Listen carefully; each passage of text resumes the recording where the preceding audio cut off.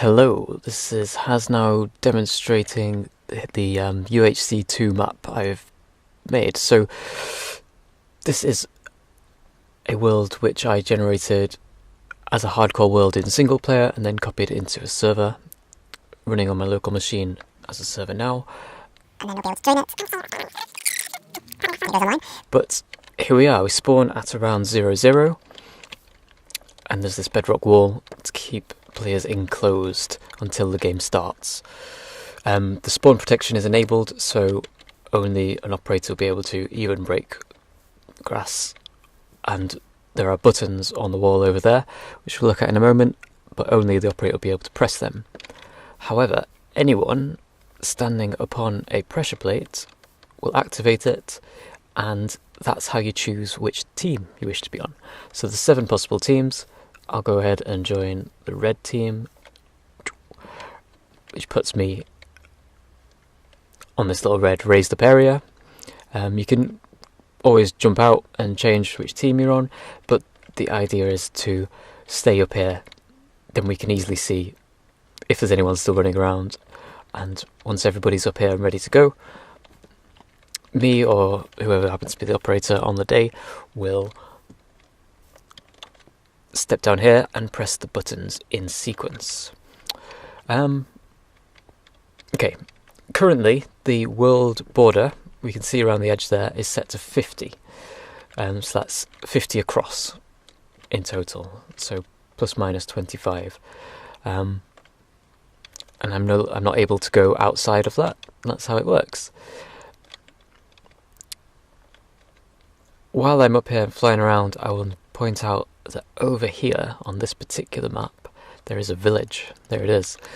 You can see a villager down there. It's probably waiting to do some farming. Whilst building this map, I've not been going over there. I've not really explored this map at all. I wanted to keep it a surprise as much as possible.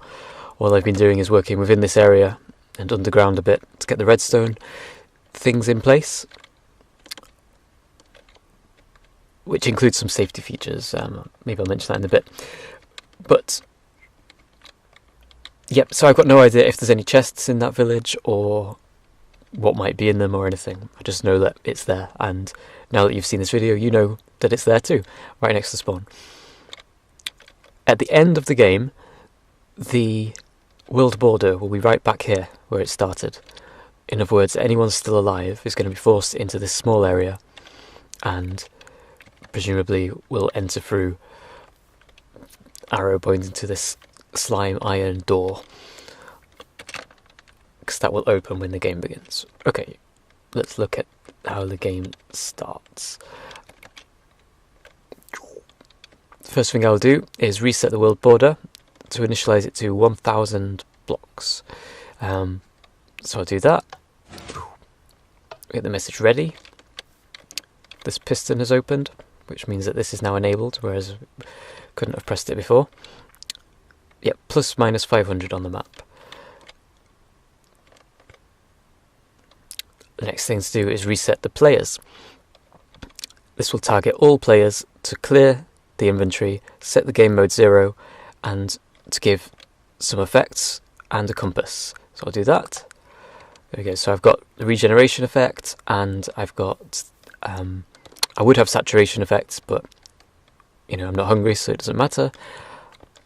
And also I've been given a compass so that I can always, wherever I am in the world, know what direction the centre is. Final thing then is, I'm going to do this again just to reset the 30 seconds of regeneration, just in case my head lands in a block when we teleport. Starting the game. The slime iron door over there will open. The players are spread around the world, so it's random spread, keeping teams together across plus minus 400, I think. So you might be as close to 100 blocks from the edge, or you might be only 20 blocks from here. It's random. Most importantly, the world border begins to shrink, and it will shrink over 1 hour and 40 minutes. And when it's finished shrinking, it will be back to where we just saw it before. So that's the three main things. Opens the slime door, spreads the player, and starts the border shrinking, and essentially begins the game. So, yep, let's have a look at that happening. My computer's a bit slow, but here we go. So I've landed. Go, indeed. Players have been spread. So now, I would be here with my team member, and we could get started straight away. I can see from the compass that the spawn area is over there. So I'm going to go in the opposite direction and see if I can find the world border. Actually, that's going to take a while because I'm still 200 blocks away from it at this time. So, another thing happens. When the green button is pressed to start the game, time set day happens, so that as we start the game, it's always the beginning of the day. Yeah. Okay, let's do some game mode changing.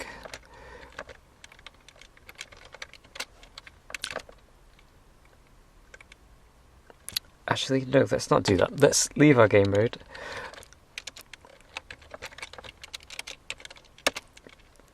And just teleport /TP. Let's go to 450. I don't know what the terrain is going to be like around there. 450, see if this works. Hopefully I won't just suffocate in a block. I'm alright. Okay, I didn't even take full damage. Oh, my legs might be in a block though. Okay, some damage there. Am I completely stuck? Okay, let's TP to a little bit higher up, shall we? Let's try this and take the full damage.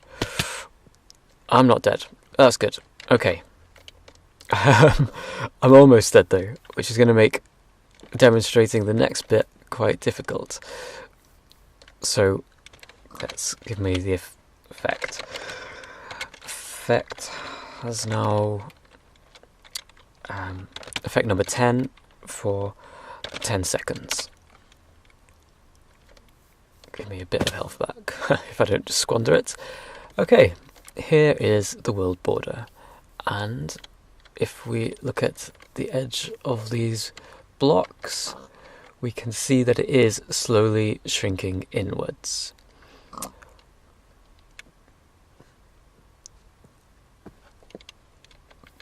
So I won't be able to go through it.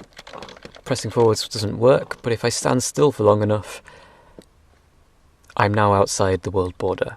That's all well and good. The damage is set to not too aggressive, but if I were to wander off too far away, then I will start taking damage quite quickly. Yeah. So watch out for that. Don't get outside the border, I suppose, is the trick. That's the aim of the game. Forces you to move inwards. That's pretty much it. I will just TP back to spawn. I think I will change the game mode for this. Okay. Because flying is the way to do this one. TP 0130. There we go. And we can see that the door here is open as well for this.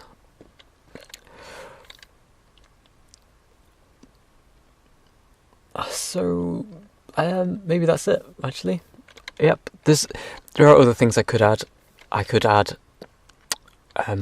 detection for the end of the day, which would perhaps announce that the day is ended, so we can keep track of time in that way. So have announcements to say, because each day is about 10 minutes, each night is about 10 minutes in this game mode, with the difficulty settings. Yeah, it's an option. I also considered the possibility of giving a couple of seconds of regeneration every morning, so that everyone gets a little bit of a boost, keep people alive a bit longer. I don't know if you think that's a good idea. And yep, lastly is to note that with the game mode, I can press the yellow button to see this. And without regeneration, obviously your heart's just going to keep going down and down. If you die, you are banned from the server. Simple as. Can't get back in. Even using the pardon command doesn't work. When I've been testing this, I've had to reset the world to a previously saved version of it in order to continue working after seeing what happens when being dead. Yeah. So this is the UHC2 map I've made. It's quite simple. I'm sure we'll be able to find some bugs. There are a few other buttons I've not mentioned, but they were mostly useful for in development. I don't know whether or not they'll be useful at all during the game, probably not. Yeah, I hope you enjoy it, and I'm looking forward to playing as well. Like I said, I've really kept exploring this world to an absolute minimum so that I don't have any kind of advantage, but you've all seen how bad I am at survival playing anyway, so I don't think it's going to be an issue. Cool. Right. See you soon.